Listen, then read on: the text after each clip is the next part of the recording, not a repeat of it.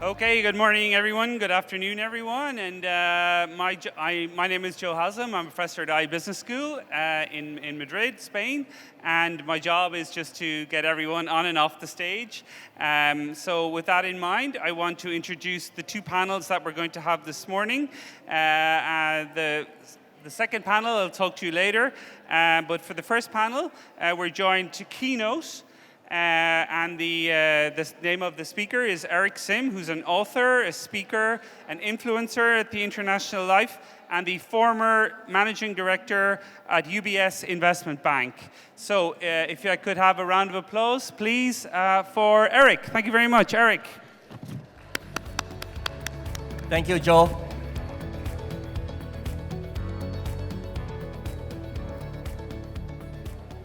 It's fantastic to be here. It's such a great time to be here. Weather is great. If you want to know how to get 1 million followers, please sit in the front row. So let me just share with you my story about my entrepreneurship. I was a banker for over 20 years. And I've accumulated some savings. So one day when I look at my bank account, and I know if I don't buy a Ferrari, and if I wear only a Timex watch, I have enough savings to last me for a very long time. So I say, why not set up my own business and forget about corporate life? So that's me. I rented an office in Hong Kong Cyberport. And I decided to give some training to people. I will teach everything that I know to students, to young people, charging them very little, 500 US. Whereas when I was in banking, I was charging millions of dollars for advisory fees. So should be easy to get at least 100 students, right? $500. Previously, I was charging $1 million or more. So I say, 100 people, let me market for 2 weeks. Not even 50 people signed up, not even 10. At the end, only 5 people signed up. So I gave up. I canceled the course, and my confidence level dropped to the ground. So entrepreneurship is not easy at all. Even just me trying to give trainings. So today I want to share with you 5 tips on how we can overcome challenges. So for business, we don't have marketing budget. Since we don't have marketing budget as the founder, we need to be the one who is marketing ourselves and build our online presence. But there's a problem when I wanted to write on LinkedIn, because LinkedIn is professional. I've got one weakness. My weakness is I fail my English. I've got 28 out of 100 for English literature. So how can I write on LinkedIn? It's ridiculous, right? So I decided to write using short sentences, simple words, and using photos to tell my story so I can write less. And it worked. My first post, I got 100 views, 10 likes, and I was jumping for joy because in school, my essay only got 2 views. One is from my teacher, the other one is from me. And neither of us liked my essay. So now on LinkedIn, I have got 100 strangers looking at my post. So it gives me the encouragement to continue. So I wrote about the shoe polisher in London. I also wrote about this hawker in Singapore selling chicken rice. Then after writing for 9 years, I now have over 2 million followers. So I realized that you can make your weakness your uniqueness. Because we have a lot of weakness, and sometimes people tell you to focus on your strength and ignore your weaknesses. But it's not true, because if you can embrace and accept your weaknesses, it can become your superpower too. If you remember Mr. Bean, he cannot speak very well, he stuttered. But because of his weaknesses, he didn't have any dialogue in his show, Mr. Bean's show. And that became a global sensation. I have another story I want to share with you is, I've got a tailor, fantastic tailor. His name is Sharan in Hong Kong. He make this suit of mine, so I was in Hong Kong, based in Singapore. I call him, hey, Sharan, I'm coming to Hong Kong. Can you make me the same suit? Navy blue, same material. And he got my dimension, so he made it. But there's one slight problem. I didn't have time to do the fitting. I said, I have only 15 minutes between meetings. He said, no worries, we'll make exactly what you have. He even saw my name in the suit, give me extra pockets for my boarding pass. And you know my mobile phone here, there's a pocket inside my pocket, so my phone doesn't fall vertically. So he did all that. And after my lunch with my client, I walked out of the hotel restaurant. And there was Sharan waiting for me. He was waiting for me. Let me show you how he waited for me.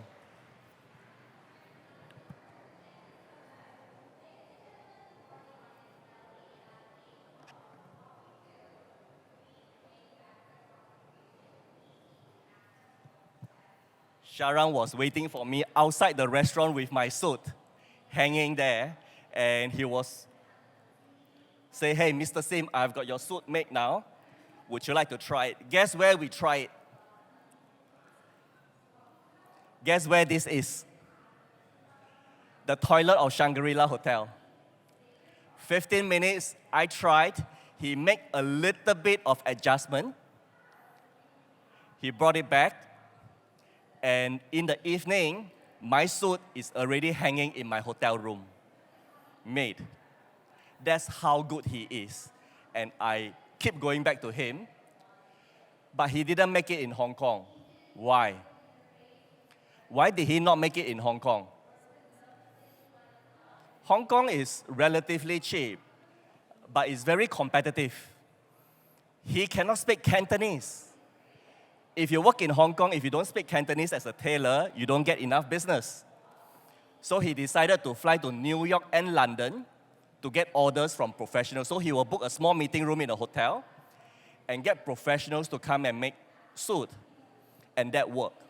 Because to make a suit in London or New York is 3 times the price in Hong Kong. And he's charging just a little bit more than Hong Kong, but way cheaper in New York and in London. So his business bloomed. I wrote about that. And this post got like 1,000 likes.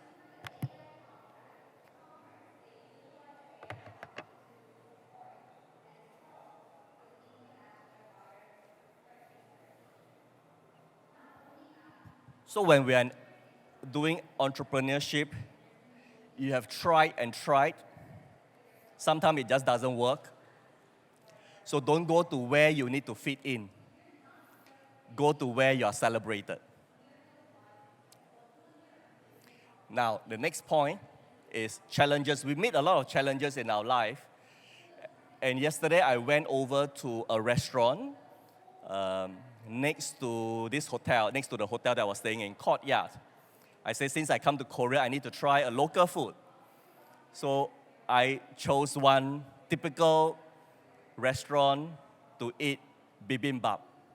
And they gave me a side dish that has got this soya bean sprout. In Korea, it's called kongnammu. Kongnammu, right? Yeah. And that reminded me of me working for my father. My father sold prawn noodle in Singapore for over 30 years. I helped him for 10 years. And I helped him to wash dishes, I helped him to serve, I helped him to cook. And one of the tasks that I need to do is to pluck the black husk from bean sprout. Jinho, do we have some Kong Nam Bun here? Can you show us? I'll ask my student from NUS, he's from National University of Singapore. He came here to help me display this. Maybe we can put a table, we can get a table from there. Yeah. And while he's doing that, let me introduce JT from LinkedIn. This is JT. So he's also here to support me. He's Korean, but based in Singapore. Just introduce yourself. This is JT. So I'm working for LinkedIn in Singapore. So I'm in charge of the Korea business now. So nice to meet you. Yep. So that's great to have so many supporters. Yeah, can you just point it out? So one of my job is to pluck out the black husk so that it's clean. In Korea, you cannot see the black husk anymore because everything is already treated for you. But for me, I was young, I was a teenager. I need to wake up very early to remove the black husk. So I was pulling a long face, and my father said, "Why pull such a long face? Stop staring at the big pile of bean sprout. Instead, take one handful, clear it, then take another handful, then clear it." In that way, as the clean bean sprout gets treated and gets bigger and bigger, you get motivation to continue. And the untreated pile will get smaller. So at the end, you can finish your task. So whatever we do in life, if it's very huge, if it's very big task, slice it into small one. So this is Facebook, Mark Zuckerberg. He didn't start out so big. He started out offering Facebook only to Harvard students, then open up to Boston students, then open up to US and Canadian students. And after that, then he opened up to the whole world. So in your entrepreneurship journey, remember the bean sprout story. Don't look at it all the time, the big pile. Just take a handful, and you will be able to be motivated to continue. So taking small action consistently leads to big result. Another thing about entrepreneurship is also the mindset. You need to have a strong mindset. And when I joined investment bank, I was MD at UBS. I felt out of place because I came from humble beginning, whereas my colleagues, they come from wealthy family. They go to top schools. So I don't know how to behave because some of them are so rich, their family can open a bank if they choose to. That's how rich they are. They fly first class on holiday. So when we fly business class for business, it's a downgrade for them. For me, I'm so happy because I've never flown business class before. I'm always flying economy or budget airline. So how can I feel comfortable about myself? So I changed my mindset. Because one friend, when he introduced me to his friend, he said, "Eric, tell your story." I said, "What story?" "Your hawker story." "What hawker story?" "You know how you helped your father, then you became a banker and MD at UBS?" I said, "That's not interesting. I never told that story to anyone. I never revealed where I came from because it's not necessary. I was already MD at UBS." But after listening to him keep talking about it, I decided to say, okay, maybe I should share my story. So I shared, and people like it. People like to hear my journey. So I switched from MVP to MIP. MIP is the most improved player. I will never be the most valuable player because my colleagues, 2 phone calls, they can get to anyone in the city. That's how powerful their network is. I won't be able to do that, but I believe I can be the most improved player. Coming from humble beginning to the top of finance. So that's what you can do. When you feel down in your entrepreneurship journey, look at how far you have come from, the hurdles that you've overcome.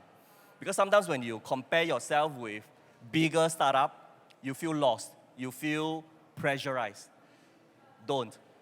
Where do you start? Maybe you didn't have resources. Maybe your parents didn't help you. Maybe you have many people who say negative things to you. But you have achieved something, and of course you come to South Summit. It's proof that you are taking the right step. Number 4 is, in our entrepreneurship journey, we need a community. We need people who support you. Just like for me, I'm here today. I've got LinkedIn coming all the way from Singapore to support me, even bringing books. So if you write a LinkedIn post about today's event, you tag me and tag JT, he will give you a book. So remember his face, so you can get his book. I'm happy to sign the book for you. And of course, I got Jin Ho, my student. And I got Dan So from Singapore also coming here to support me as well. So you need to build a community. But how can you build a community? Buy coffee. Spend money on coffee, lunches, treat people with respect, and always assume people will win in their life. That's very important. Don't underestimate. This is my student. In 10 years' time, he will be MD at a big bank, right? So always assume people are going to do well. Then you will have the community supporting you. So for me in Singapore, I will join a private club. I will host networking event. Dan has joined. Dan, hello. Yeah, Dan is here. He has joined several of my networking events. So small money that you spend today treating people will go a long way. 10 years later, they will help you back. So when I launched my book, Small Action, my community, they not only buy, they will take a photo and post it on social media to help me promote my book, so I don't have to promote it myself. So building community and accumulate social capital. Social capital is the goodwill that you accumulate over time with people. Like, I'm here with South Summit, and I built relationship with the organizer. Then you never know what things we're going to do. Maybe I will be in IE University, right? Maybe I get invited to IE University to give a talk. So accumulate social capital. It will help you in 5-10 years' time. Help someone who cannot help you back in the immediate future. Number 5 is failures. Our entrepreneurship journey, we will face a lot of failures. You can review your failure. Let me review one failure. So 24 years ago, I applied to Princeton to do PhD. Then they sent me this letter. And I was looking out for a word that I don't want to see. I hope I will not see. But I saw it. And the word is, unfortunately. You know, when you see the word unfortunately, it's gone. So that was 24 years ago. And they have another word. They say, we'll put you on waiting list. So 24 years later, I'm still waiting. They never come back. So after this trip, when I go back to Singapore, I'm going to open my letterbox. Hopefully, Princeton sent me the letter to say that you're accepted. Every time I do that, I was disappointed. So sharing your failure story shows that, number 1, you have accepted it. Number 2, you can build more authenticity with your audience, with your customers. Because your customers want to know how you made it, you know, your product, what are the hurdles that you have made. But share your scar, not your wound. Scar is something that you have already recovered from. If something that is still hurting you, your wound, you don't share it because you may feel even more hurt. With that, thank you very much. Thanks for having me down here, and I'm very pleased to be invited by South Summit.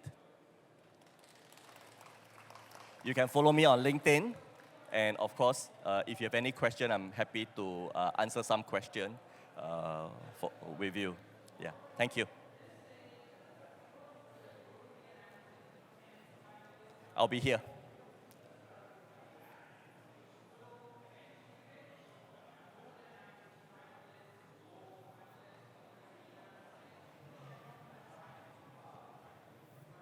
Anyone? Yes, Dan, you have question? Let me get you another mic. Can you use my mic? Come sit in the front. Yeah.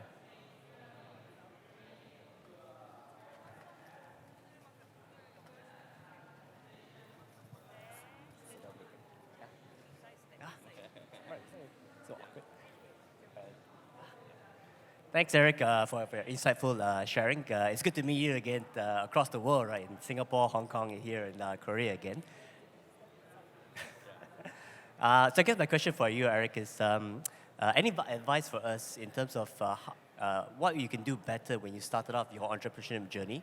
I guess the second part would be, what are your plans going forward as well? I mean, after translating your books into Bahasa Indonesia and other languages, what are the next steps? Sure. So his question is, what must you do when you first started out? Number one, it takes time, so you have to be very patient. It took me 18 months before I can set up my business properly. Number two is, nobody will know you, so you need to start getting known. And people don't buy product, they buy the founder, your story. So you need to build online presence. Get your classmate, your ex-colleague to come and support you at the beginning. Because even your friends and family don't support you at the beginning, you cannot expect customers who are strangers to support you. So building your online presence is key, and that takes time. So start early, even before you have any idea what to build your online presence first.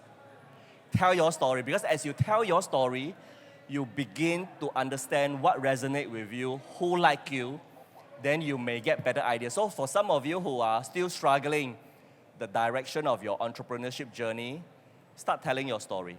So that's one. Second is what I'm going to do. So the stage of my life now is to spend money. So the first stage of my life when I was working in banking is to make money. You know, I don't have life. I wake up 5:30 in the morning, I start working on my transaction, I check emails from New York. And before I sleep, I still check emails. And that is because I wanted to make money to provide for my family and to be able to eat slightly better food. But now, I want to spend more money to get experience, to fly here, to meet you, and to have the time. Because imagine now I'm still working for a bank. Even if South Summit wants to pay me, I cannot come. Because I don't have the time and I need to get approval. My bank will say, hey, banking has got nothing to do with South Summit, so you cannot go to South Summit. But now I have the freedom, so I really enjoy this time. And I think in life, the key thing is, can you be yourself? In banking, it's difficult to be myself. I need to act tough. I'm a very soft person, but I need to fight the office politics. So I need to put up a tough front, but that is not me. But now I can be myself. I can be kind to young people. I can help them. So that's what I want. And then if along the way I can make some money, that's great. But if I don't make a lot of money, that is also fine, since I will not be able to finish spending all this money. So if you have any ideas how I can spend money, please let me know. But I'm still wearing my Timex watch. So I don't buy Ferrari, I don't buy big houses or luxury goods. So I want to spend on experience. Thank you for your question, Dan. Thank you. Yes. Thank you for the speech. So may I ask, how do you think the career in investment bank as a managing director has helped you in the entrepreneurial journey? And do you regret choosing banking? And how do you regret choosing banking? And how do you advise people who haven't got experience that want to go straight into the entrepreneur journey? Thank you. So your question is advising people, the young people, whether they should go straight to entrepreneurship journey. I thought it would be nice to work a few years to build some relationship with other people, especially if you've got no idea what to do yet. Because some people, they just want to do a startup, but they have got no idea what startup to do. Then why not work for a few years, build your network, because that one can support you, learn some skills. But of course, if you have a very strong idea, then you want to start at age of 16, go ahead. But a lot of people, they just don't have a very concrete idea yet. That's one. Number two, do I regret leaving banking? Or do I regret joining banking? Okay, I don't regret joining banking because banking gave me a lot of money, a lot of connection, and I can leverage on the banking brand. Because at the start, nobody knows me, right? But when I was in banking, when I give out my business card, UBS Managing Director, people know what it stands for without knowing my background. Now, when I go out, Eric Sim, Institute of Life, who is Eric Sim? What is Institute of Life? Is much more difficult. So that branding for 20 years is a social proof who I am. If people do not know me now, they look at my past, the last 20 years, they know I must have done something right. Because in banking, every year, you can be fired if you don't perform. So if you can last for 20 years without getting fired, means you're okay, you're a decent person, you got some connection. And how does that experience help me? It helped me with dealing with people. Dealing with people is the most key because in school, you are taught how to work out the numbers, the valuation, how to do finance and accounting, how to deal with people nobody taught you. How can you, within a short time, get people to trust you? So that is what I do, because in banking, trust is very key. Number two, high-ticket sales item. Because banking, we need to convince the client to pay our bank $5 million US for advice. Not to buy a product, but for advice. If you can do that, if you can get somebody to give you $5 million of fees, then that is also a skill. So it involves understanding people. Do you know the name of your client's dog? That is what you need to do in terms of building relationship. And even in startup, a lot of time we focus on products. But how about investor relationship? How about customer relationship? You need maybe the first 100 customers to buy, but they do not trust the product yet. They need to trust you. Yeah. All right. I think, is that a sign that I need to stop? Yeah. All right, I think, oh yeah, one more question, then we'll, oh, you have, okay, yes. Thank you, Eric, for your authentic sharing. My name is Joanne from Singapore as well. So when you transition from your corporate life into the world of startups and entrepreneurship, what were some of the things that you had to unlearn or relearn, if any?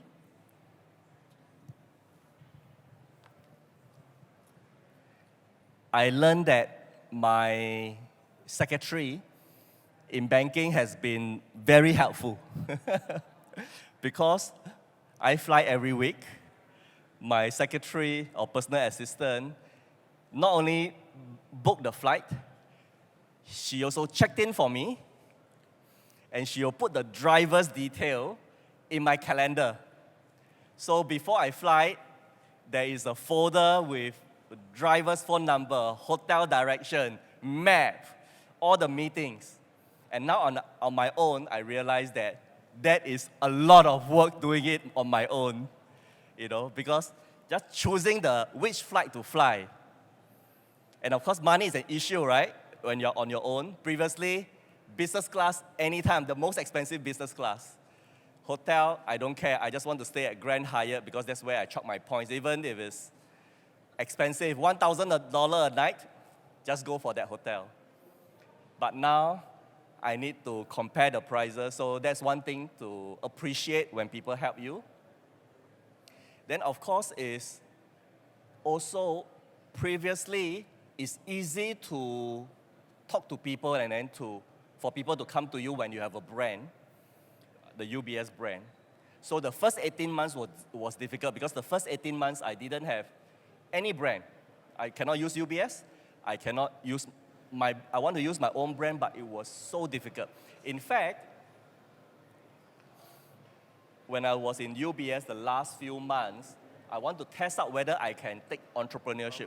So I stopped giving out UBS business card. I gave my own business card.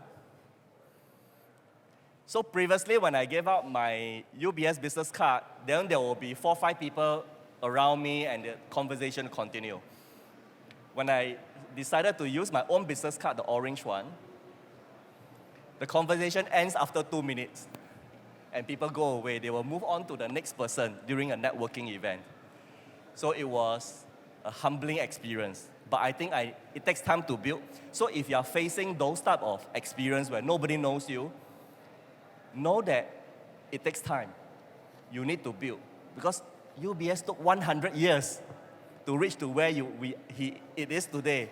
You only spent 3 months, so you cannot expect people to know you. That's why LinkedIn is so important. Social media is so important. And I'm so happy LinkedIn supported me to get more than 2 million followers now. And of course, if you come to my LinkedIn, you will be able to get more tips. Okay, Eric, final words then, because we're out of time. Oh, okay. I would say start small, start now, stay curious. Thank you. Thank you very much, Eric. Thank you. Round of applause, please, for Eric. I'll answer your question shortly.